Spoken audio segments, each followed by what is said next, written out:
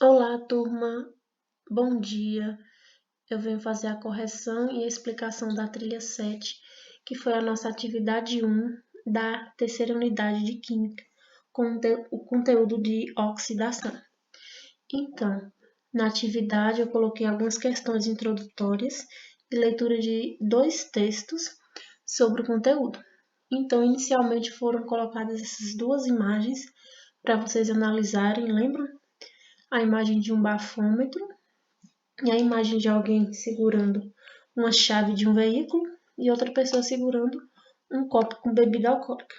E aí foram colocadas essas 2 questões para vocês refletirem sobre essas 2 imagens, mas sem a necessidade de registrar a resposta no caderno. Como será que o bafômetro funciona? Será que tem alguma reação química que ocorre no bafômetro?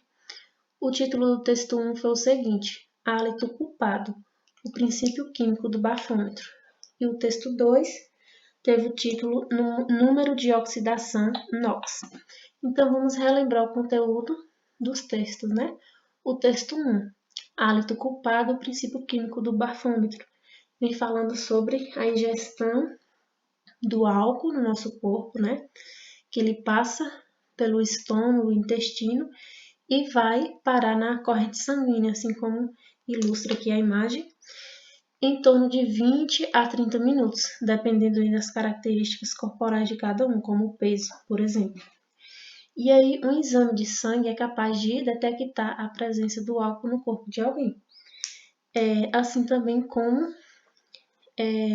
um bafômetro, que através do ar expirado dos pulmões. Então, a presença do álcool no corpo ele é detectável pelo sangue ou pelo ar exalado dos pulmões. E aí, eu coloquei as imagens de alguns modelos de bafômetros que são utilizados para detectar a presença desse álcool. E esse texto aí que vocês leram fala especificamente sobre esse modelo aqui, que é o teste do bafômetro descartável. Né? Tem outra imagem aqui, que é um saco de ar.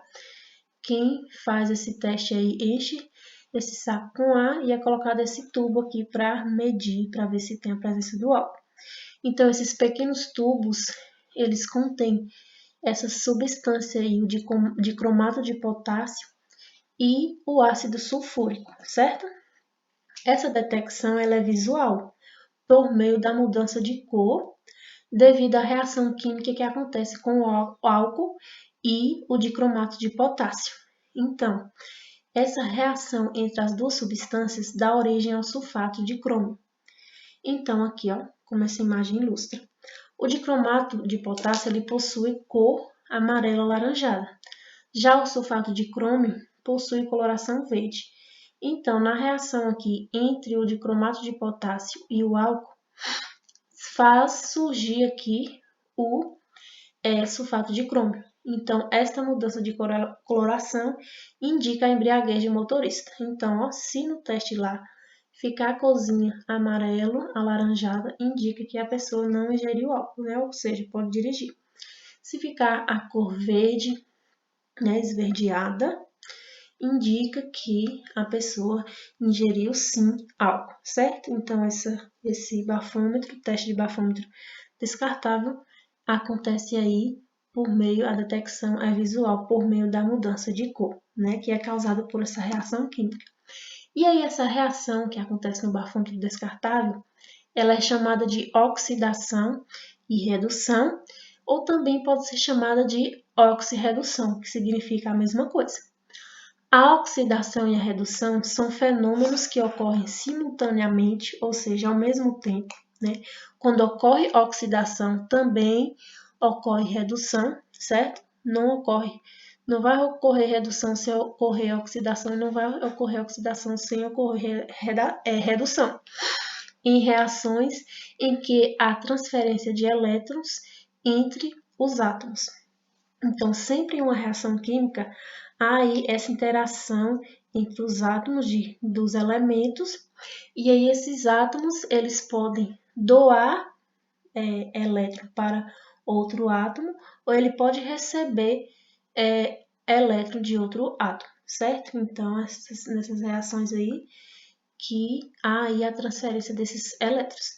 Esses fenômenos também são chamados de oxirredução, como eu citei. Eles têm essa nomenclatura, pois no início acreditava-se que o oxigênio era o agente responsável por essa reação química, né? Por isso que tem essa sílaba inicial oxi, que vem de oxigênio.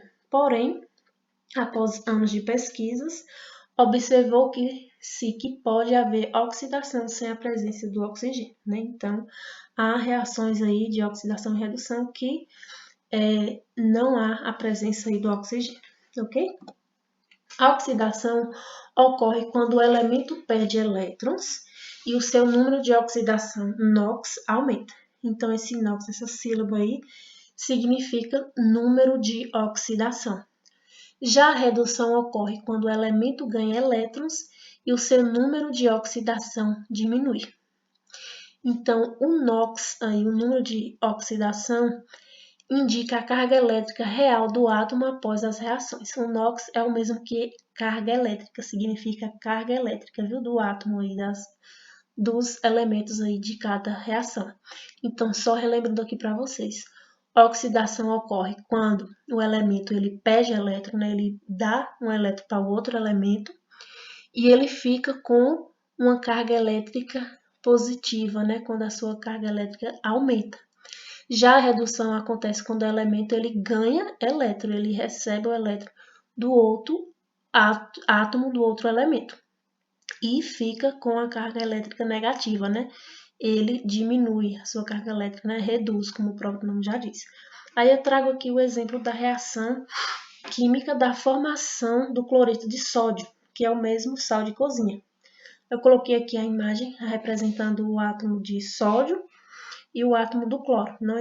Na reação aqui com esses dois elementos, entre esses dois elementos, sódio e cloro, surge aqui o cloreto de sódio. E aqui temos a representação, né? Aqui o sódio ele tem apenas um elétron aqui nessa sua última camada e o cloro tem 7. Há uma regra nas reações químicas que é chamada de teoria do octeto, que todo átomo na sua camada de valência, que é a última camada que os átomos possuem elétrons, todos eles devem possuir 8 elétrons, ó, nessa última camada aqui deles, ó, que é chamada camada de valência. Então, percebam aqui que o cloro possui 7 elétrons.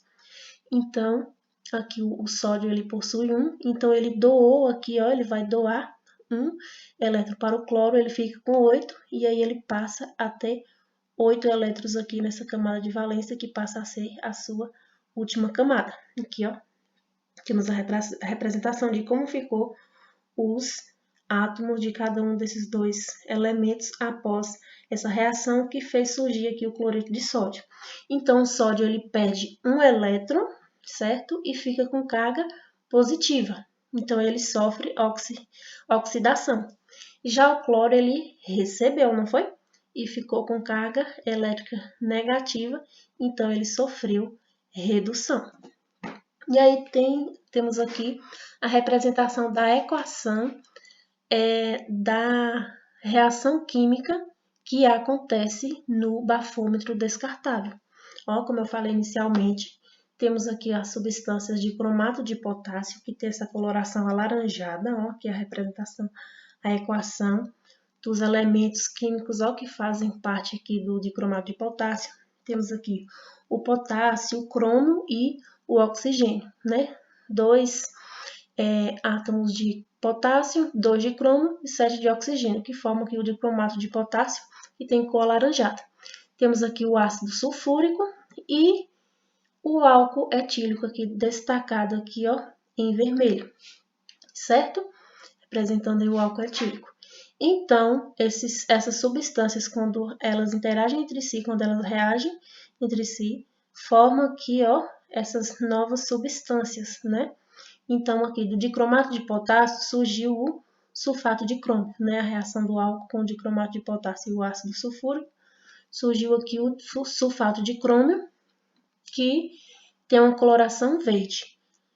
Temos aqui o aldeído acético, então, que foi surgido aqui a partir do álcool etílico. Então, a reação que ocorre é a oxidação de álcool, do álcool aqui etílico, que foi transformado em aldeído, e a redução de cromato de potássio a sulfato de crômio. As reações que aconteceram aí no bafômetro descartável, certo? E aí a correção da atividade. Vou colocar essa figura 3 aí, que representa um bafômetro descartável, né, os tubos de bafômetro descartável. E a pergunta 1 foi para vocês identificarem o que ocorreu nos tubos teste A e B. Então, vamos lá, aqui no tubo A.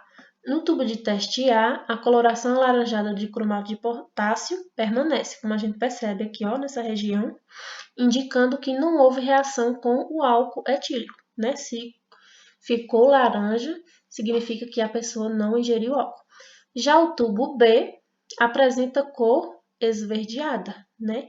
Indicando que houve sim a reação de oxirredução. Então, significa que houve a presença do álcool etílico para que o dicromato de potássio reagisse e surgisse lá o outro elemento que foi o sulfato de crômio, certo? E a questão 2, o que significa sobre a pessoa ter ou não ingerido álcool? A foto A mostra o tubo após o teste de uma pessoa que não ingeriu álcool, né? Se está laranja aqui, significa que não ingeriu álcool. E a foto B mostra o tubo após o teste de uma pessoa intoxicada e, consequentemente, sem condições para conduzir um veículo, certo? E aí, a atividade dessa semana é para que vocês produzam, a partir dessa explicação, desse assunto sobre a oxirredução, vocês produzam uma síntese, né, um resumo, uma anotação, alguma anotação no caderno de vocês sobre as definições desses conteúdos aí, redução, oxidação e oxirredução, certo? Para vocês colocarem as definições de cada um desses conceitos, escreverem a partir do que vocês puderam compreender com a explicação desse vídeo. Vocês também podem buscar outras fontes. Pode ser através de um mapa conceitual, pode ser através de um resumo, de uma tabela, certo?